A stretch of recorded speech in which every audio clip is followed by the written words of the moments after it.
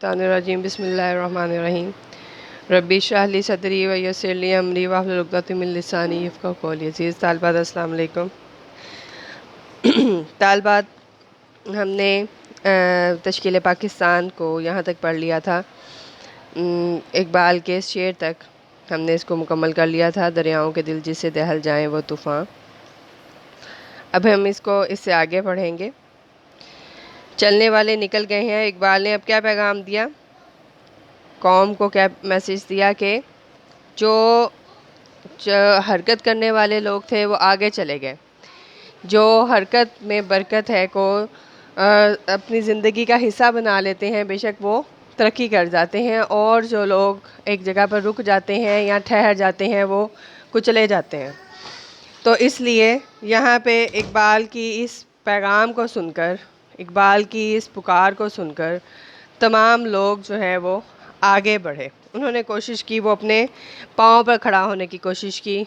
वो लोग जो थे वो चलने तो लगे, मतलब ज़ाहिर बात है एक अरसे से वो लोग जो हैं वो गुमनामी की ज़िंदगी बसर कर रहे थे। उन्हें ग़ुलामी की ज़िंदगी गुजारते गुजारते उनके जो दिलो दिमाग थे वो अब खुद सोचने या अमल करने की सलाहियत को खो चुके थे।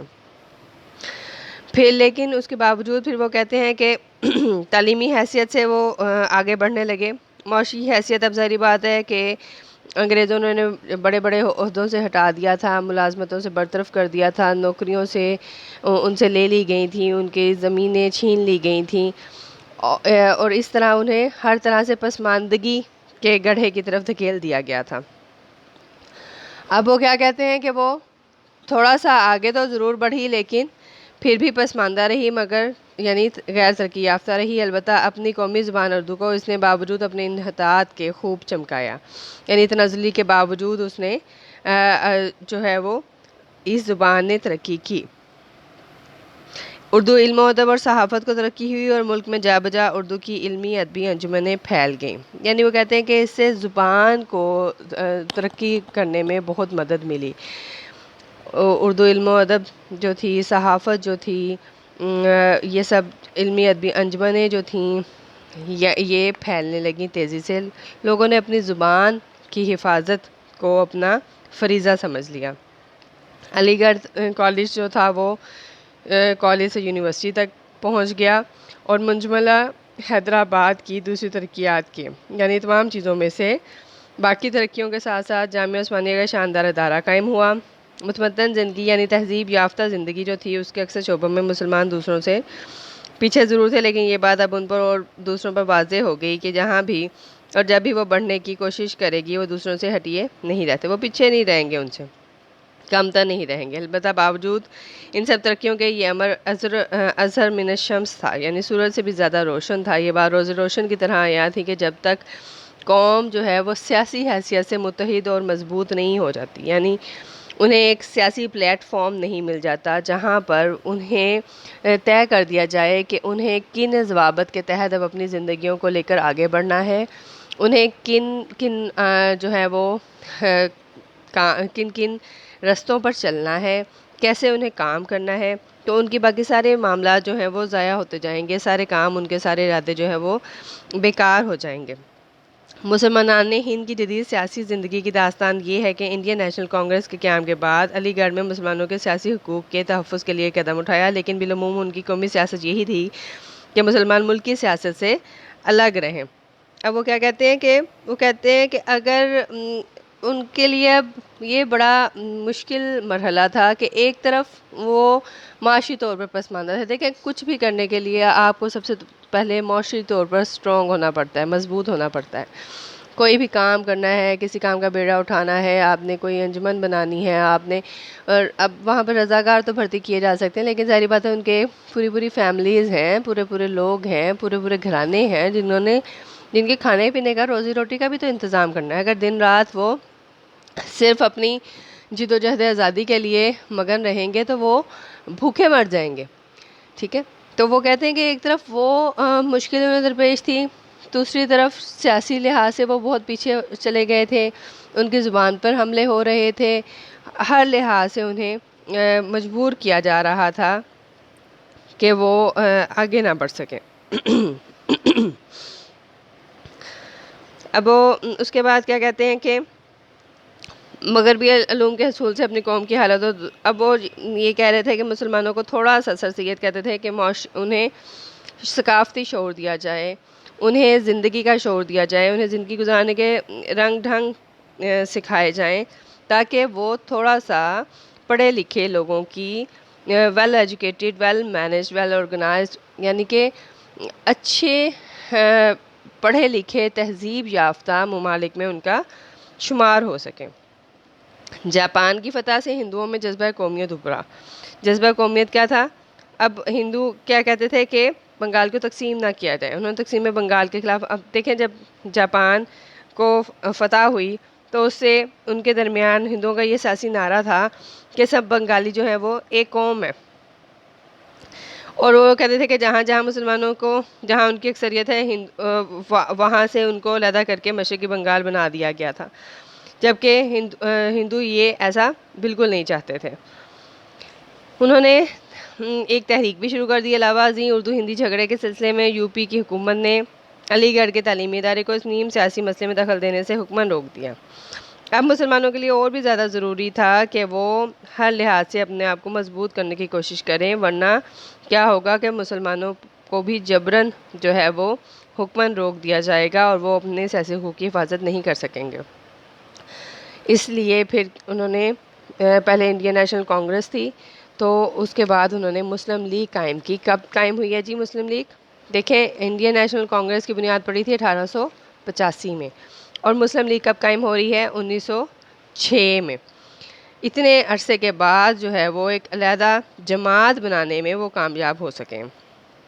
1909 کی اصلاحات میں مسلمانوں نے جداگانہ انتخابات کا اہم حق حاصل کیا، اور تقسیم بنگال کی تنسیخ اور جنگ بلکانوں طرابلس سے جب مسلمانوں کو یقین ہو گیا، تنسیخ کیا ہوتا ہے؟ منسوخ کر دینا، ٹھیک ہے، اور بلکان اور طرابلس کی جو جنگ ہے، ان علاقوں پر اٹلی نے حملہ کر دیا تھا اور برطانیہ نے اس میں اٹلی کا ساتھ دیا تھا۔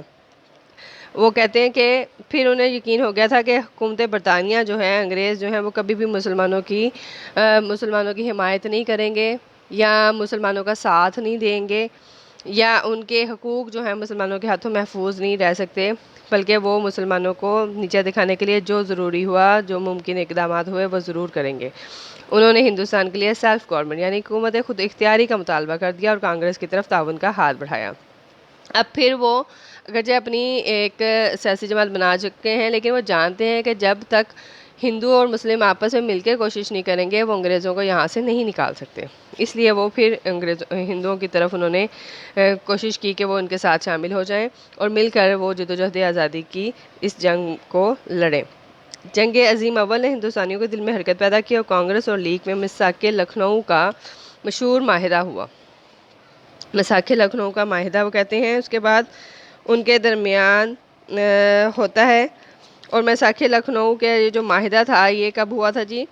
یہ 1916 میں ہوا تھا، اور اس میں مسلمانوں کے سیاسی حقوق کو تسلیم کیا گیا تھا کہ مسلمان جو ہیں وہ بھی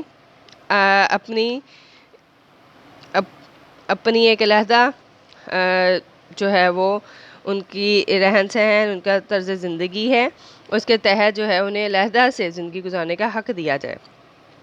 اس کے بعد وہ کیا کہتے ہیں کہ جنگ جیسے ہی ختم ہوئی، انہوں نے برطانوی حکومت نے ہندوستان سے طوطے کی طرح آنکھیں پھیر لی، یعنی پھر بے وفائی کی۔ پہلے وہ ایک دفعہ ان کے مطالبات کو تسلیم کرتے تھے، اس کے بعد پھر وہ دوبارہ سے جیسے ہی حالات سازگار ہوتے تھے وہ دوبارہ سے اپنی اس بات سے مکر جایا کرتے تھے اور ظالمانہ قوانین نافذ کرنے کی ٹھان لی، یعنی انہیں زبردستی جو ہے انہیں تحریک آزادی میں شامل ہونے سے روکنے کی کوشش کرنے لگے۔ ادھر یورپ میں ترکی کے حصے بکھرے کرنے کی سازش کی، اور اس پر گاندھی نے علی برادران کون تھے؟ ایک تھے جی مولانا محمد علی جوہر اور دوسرے مولانا شوکت علی۔ ان کی مدد سے عدم تعاون کی زبردست تحریک شروع کی، لیکن اس تحریک کا ختم ہونا تھا کہ دوسرے ہندو لیڈروں نے شدھی اور شنگٹن کی اشتعال انگیز کارروائیاں، یہ کون سی تھیں؟ اس میں مسلمانوں کو زبردستی ہندو بنانے کی کوشش کر رہے تھے یہ لوگ، مسلمان تعلقات کو قطعاً خراب کر دیا۔ ظاہری بات ہے کہ جب مسلمانوں کو وہ مجبور کریں گے زبردستی کہ وہ ہندوازم کو اپنا لیں اور اپنا مذہب ترک کر دیں تو اس سے رہے صحیح تعلقات ان کے وہ بھی ختم ہو گئے۔ اس زمانے میں مسلم لیڈر غفلت کی نیند سوئے رہے، لیکن سائمن کمیشن کی آمد اور نہرو رپورٹ کی سائمن کمیشن اب کیا تھا؟ یہ 1918 میں سر جان سائمن کی قیادت میں بھیجا جانے والا برطانوی وفد تھا، جس میں کسی بھی ہندوستانی کو شامل نہیں کیا گیا تھا، اس لیے مسلم لیگ کانگریس اور تمام جماعتوں نے اس کا بائیکاٹ کر دیا تھا۔ اور یہ مسلمانوں کو کچل دینے کے لیے یہ تمام جو ہیں کوششیں ہو رہی تھیں۔ وہ پھر جب انہوں نے یہ سب معاملات دیکھے تو انہیں اور مسٹر محمد علی جناح نے ان کے سامنے 14 نکات پیش کیا۔ ادھر کانگریس نے گاندھی کی قیادت مکمل آزادی کا اعلان کر کے سول نافرمانی کی تحریک شروع کر دی۔ یعنی وہ سول نافرمانی کی تحریک کیا تھی؟ مسلمانوں کے سیاسی مقاصد کو ناکام بنانے کی تحریک تھی، جس میں وہ ان سب لوگوں نے نمک کا بائیکاٹ کر دیا تھا۔ اس دوران لندن میں گول میز کانفرنس کا انعقاد ہوا اور برطانوی حکومت نے فرقہ وارانہ فیصلہ سنایا، لیکن ہندو لیڈروں کی ہم دھرمی کے باعث ہندوؤں اور مسلمانوں میں کوئی سمجھوتا نہ ہو سکا۔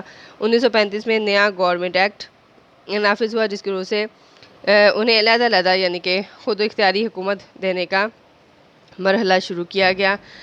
لیکن جب ہندوؤں کو زیادہ علاقے مل گئے تو اس سے وہ اور زیادہ سٹرونگ ہو گئے، مضبوط ہو گئے، اور وہ مسلمانوں سے یا مسلم لیگ سے انہوں نے منہ پھیر لیا اور مسلمانوں کو وہ اپنے اندر ضم کرنے کی کوشش کرنے لگے کہ جتنے زیادہ ہم تعداد میں ہوں گے اتنی آسانی سے ہم حکومت کر سکیں گے۔ یعنی انہوں نے جیسے ہی تھوڑی سی انہیں حکومت ملی، انہوں نے مسلمانوں کی حکومت یا مسلمانوں کی خود اختیاری کو بھی چھین لینے کی کوشش کی۔ اس کے بعد وہ کہتے ہیں کانگریسی حکومتوں نے اردو کو مٹایا، ہندی کو ابھارا اور مسلمانوں کی جداگانہ ہستی کو ہندوؤں میں مدغم کرنے کی، یعنی انہوں نے وہ شدھی اور شنگھن جو تھی اس کے ذریعے انہوں نے مسلمانوں کو ہندوؤں بنانے کی وہ دن رات کوشش کرنے لگے۔ اس کو یہاں تک رکھیں، انشاءاللہ باقی کل کریں گے۔ اللہ حافظ۔